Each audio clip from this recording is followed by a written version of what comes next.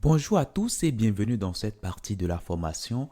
Nous avons déjà parlé de Composer. Je vous ai dit que c'est un gestionnaire de dépendance et donc nous pouvons l'installer sur notre machine. Ça s'installe sur la plupart des systèmes d'exploitation comme Windows, comme macOS, comme Linux. Bref, on peut l'installer rapidement sans difficulté. Il nous suffira d'aller sur notre navigateur et de taper Composer. Composer tout simplement.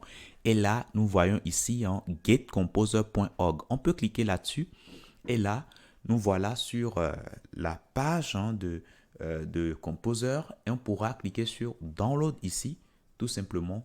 Et là, nous voyons comment l'installer. Alors là, c'est pour Windows que ça nous affiche ici. Mais si vous n'êtes pas sur Windows, vous pouvez venir sur Get Started ici. Et là, vous voyez installation Linux, Unix, Mac OS. Vous pouvez cliquer là-dessus. Et là, il y a une explication de comment l'installer sur ces systèmes-là. Ok, voilà, vous suivez tout simplement et c'est très simple à faire.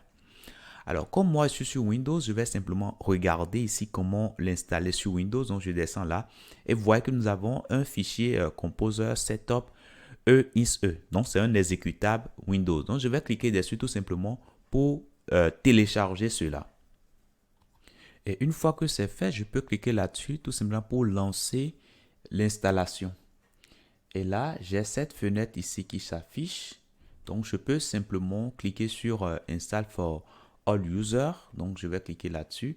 Et là, j'aurai un message qui me demande si je veux bien confirmer. Donc, je confirme, voilà, l'installation. Et là, j'ai cette fenêtre ici qui s'affiche.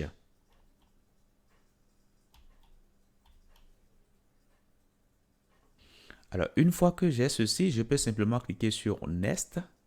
Et là, j'indique où se trouve PHP. Donc, par défaut, il faut avoir PHP installé sur votre machine. Sinon, oui, ça ne va pas se passer correctement.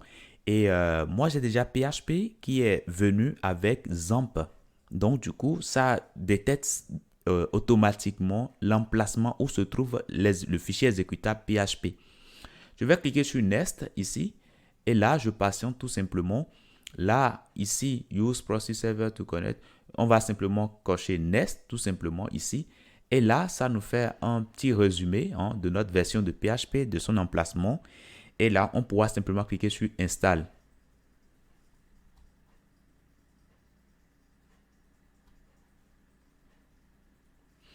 Maintenant, ici, on va simplement cocher Next.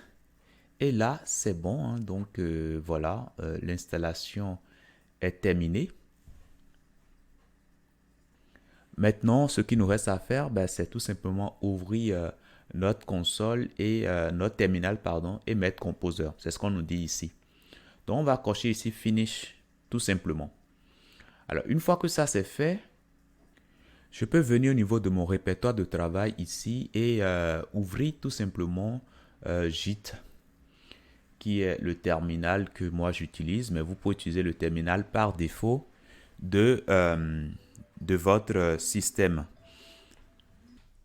Et là, j'ai mon terminal qui est bien ouvert. Donc, je mets alors Composer. Et là, normalement, si c'est installé correctement, je dois avoir cet affichage-là. OK? Voilà. Et là, ça m'affiche la version de Composer. Mais attention, vous n'êtes pas obligé d'avoir la même version que moi. Donc, tout dépend du moment auquel vous faites votre installation. Donc, voilà. Même si vous avez une version différente de la mienne, normalement, ce qu'on va apprendre à faire dans cette partie, ça doit fonctionner correctement sans souci. OK? Donc déjà, quand vous regardez ici, vous voyez tout simplement comment utiliser un Composer. On nous parle ici des options, ok? Comme son nom l'indique, c'est optionnel. Mais quand vous le mettez ici, voilà, ça vous affiche voilà, de l'aide, ok? Voilà, donc -H vous permet d'avoir de l'aide, et etc., etc. Ok, voilà. Et puis, il y a également les commandes que vous pouvez utiliser avec Composer. Et là, vous avez qu'il y a pas mal de commandes qu'on peut utiliser. Je vous dis merci et à tout de suite.